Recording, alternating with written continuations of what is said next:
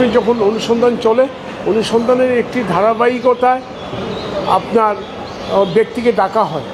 এখন ব্যক্তি যখন নির্দিষ্ট টাইমে আসতে পারে না, তখন তাকে সে সময়ের জন্য আবেদন করতে পারে, অথবা সময়ের আবেদন ছাড়াও দুদক ইচ্ছা করলে 15 দিন সময় বাড়াতে পারে, এরপরে সে আর বাড়াতে পারে না। কাজেই বেনজির এবং তার পরিবার সময়ের আবেদন দিয়েছে।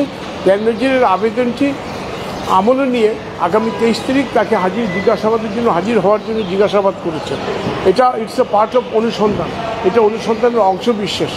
এখন যদি কেউ গায়েবী মন্তব্য করে, সেখানে তো আমার বলার কিছু নেই। এটা একটা অযাচিত অনেকটা হস্তক্ষেপের শামিল। উনি পলিটিক্যালি ব্যাপারটা দেখছেন, বিষয়টি তো পলিটিক্যাল না। বিষয়টি হলো একজন প্রাক্তন আইজিপির বিরুদ্ধে যথেষ্ট তথ্য উপাত্ত পাওয়ার পরে দুর্নীতি দমন কমিশন আবেদন করে আদালতে জব্দ করেছে, সম্পত্তি প্রয়োগ করেছে, এবং তার উপর গত বৃহস্পতিবার রিসিভার অ্যাপয়েন্টমেন্ট করেছে, এবং রিসিভার অলরেডি পজিশন নিয়েছে। এই অবস্থায় দুর্নীতি দমন কমিশনের অনুসন্ধান নিয়ে মশকরা করা, এটা একটা বেফাঁস মন্তব্য করা, আমি মনে করি ওনাদের মতো একজন বিজ্ঞ আইনজীবী, ব্যারিস্টার, এদের এটা উচিত হয়নি। কারণ আপনি আগে দেখুন অনুসন্ধান কি হয়, আমরা তো জানি না অনুসন্ধান কী হবে। অনুসন্ধান শেষ হতে দিন, এগুলি অনুসন্ধানের একটি ধারাবাহিক প্রক্রিয়া। উনি যে অভিযোগটা করছে যে এখানে আইনজীবী যে কে, সেটা ওনারাও বলেনি, এবং আদতে কোনো আইনজীবী নেই। আপনারা জানেন কি আসলে? না, দেখুন এটা আইনজীবী ছাড়াও ব্যক্তিগতভাবেও দরখাস্ত দেওয়ার এখতিয়ার রাখে কমিশন আইনে। সবসময় যে আইনজীবী দিতে হবে এটা কোনো মুখ্য বিষয় না। এখন কেউ যদি যাকে ডাকা হয়, সে ব্যক্তিগতভাবে হাজির না হয়ে যদি তার নামে যদি সময়ের দরখাস্ত দেয়, সেখানেও দুদক এটা মঞ্জুর না করলেও পারত, কিন্তু আইনের বিধান অনুযায়ী সে মঞ্জুর করে আরও 15 দিন সময় দিয়েছে। তার মানে এটা না আজীবন পর্যন্ত তার উত্তরের অপেক্ষায় বসে থাকবে বা তাকে জিজ্ঞাসাবাদের অপেক্ষায় বসে থাকবে। হ্যাঁ, অবশ্যই দুদকের চিঠি দিয়েছে, 4টা চিঠি পড়েছে। একটা চিঠি হলো বেনজির আহমেদের পক্ষে, যেটা অলরেডি সময় দিয়েছে। বাকি 3টা চিঠি তোলার পরিবারের 3 জনের, মানে 3 মেয়ে এবং তার ওয়াইফের পক্ষে। সেগুলির ব্যাপারে আজকে সিদ্ধান্ত হবে মঞ্জুর করা হলো কিনা, এবং মঞ্জুর করলে কখন ডেট দেওয়া হয়েছে। কাজে আপনাকে তো অনুসন্ধানটা পর্যবেক্ষণ করুন। আপনি একজন রাজনীতিবিদ হিসেবে, আপনি সুশীল সমাজ হিসেবে দুদককে কাজ করার তো সুযোগ দিতে হবে, এবং কাজ করাকালীন সময় যদি আপনি কোনো পলিটিক্যালি বায়াসড মন্তব্য করেন, এতে কিন্তু কাজের ক্ষতি হয়, কাজের উপর সাধারণ মানুষের মধ্যে একটা প্রেডিকশন ডেভেলপ করে। তো কাজেই আমার কথা হলো, আপনাদের কাছে আমাদের বিনীত নিবেদন, আপনারা অপেক্ষা করুন, দেখুন অনুসন্ধান কার্য শেষ হোক, এবং আদালতে যে আদেশগুলি দিয়েছে ওগুলি কি গায়েবী আদেশ? আদালত যে দুর্নীতি দমন কমিশন আবেদন করেছে, সেটি কি গায়েবী আবেদন? আদালতের মাধ্যমে যে রিসিভার অ্যাপয়েন্টমেন্ট হয়েছে, সেটি কি গায়েবী আদেশ? কাজেই কথা বলার সময় আমি মনে করি ওনারা অত্যন্ত প্রাজ্ঞ আইনজীবী, অনেকটা রাজনীতির ভাষায় কথা বলা সব জায়গায় ঠিক না, সব জায়গায় রাজনীতিকে এখানে টেনে নিয়ে আসা ঠিক না। তো কাজে আমি তাদেরকে বলবো, আপনারা ধৈর্য ধরুন, অনুসন্ধান শেষ হলে সবই জানতে পারবেন।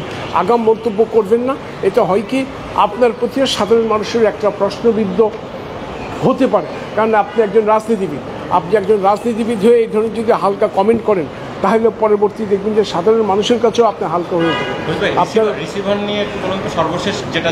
সর্বশেষ যে আদেশটা দিয়েছে, আদালতে দুর্নীতি দমন কমিশন আবেদন করেছে মানি লন্ডারিং প্রতিরোধ আইন 2012 ধারার 21 ধারা অনুযায়ী রিসিভার অ্যাপয়েন্টমেন্ট করেছে। আদালত শুনে আইনের পর্যালোচনা করে রিসিভার অ্যাপয়েন্টমেন্ট দিয়েছে।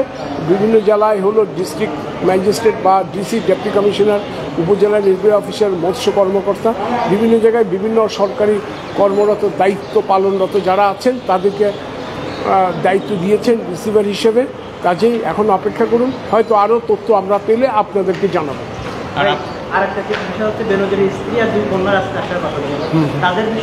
না, ওনারাও চিঠি দিয়েছেন, ওনাদের চিঠির ব্যাপারে সিদ্ধান্ত হবে বিকালবেলা, অনুসন্ধানকারী দল সেটা সিদ্ধান্ত জানাবে।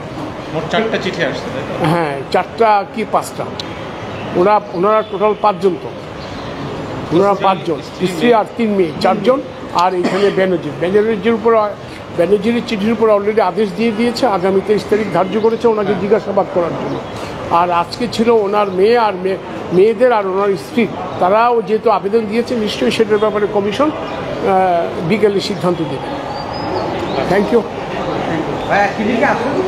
অবশ্যই দিচ্ছে। গাইবে মন্তব্য করবেন না, কারণ এই কথাগুলি বলে আপনারাই একটা ধূমজাল সৃষ্টি করছেন। হ্যাঁ, এই কারণে একটা চিঠি দিয়েছে, আমরা বলেছি চিঠির উপর আদেশ দিয়েছে, এখন বলতেছে চিঠিটা গাইবি। আমার মনে হচ্ছে আপনার মন্তব্যটাই গাইবি।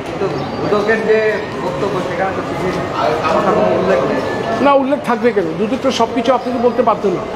নট ইচ এন্ড এভরি বিষয় বেনজির মামলা যখন রিটটা হলো তখন কোর্ট একটা মন্তব্য করেছিল যে সরকারি যারা চাকরিজীবী তারা যদি সম্পদের হিসেবটা ঢোকার সময় দেন না বেরোর সময় দেন তাহলে একটু স্বচ্ছতা আসে জমিতে বলতে। এটা সরকারকে বলুন। হ্যাঁ, আপনার কাছে কি মনে হয় এরকম থাকা উচিত? দেখুন, একটা অনুসন্ধান চলছে, অনুসন্ধান আমি এটা ওই না এটাও ওই অবজারভেশনটাও এই ব্যানার্জির সংক্রান্ত। কাজে আমরা এটা অগ্রগতি প্রতিবেদন দিব। 2 মাসের মাথায় আমাদেরকে বলেছে সে অগ্রগতির যে প্রতিবেদন দিব তাতে সব কিছু থাকবে, সব কিছু পাবে আদালত। কেন আমি আদালতের একটা অবজারভেশনের উপর মন্তব্য করতে যাব? কেন এটা আমি এটা মন্তব্য করবো কেন? সেটা হাইকোর্ট তো এখন তো কোনো রুল ইস্যু করেনি।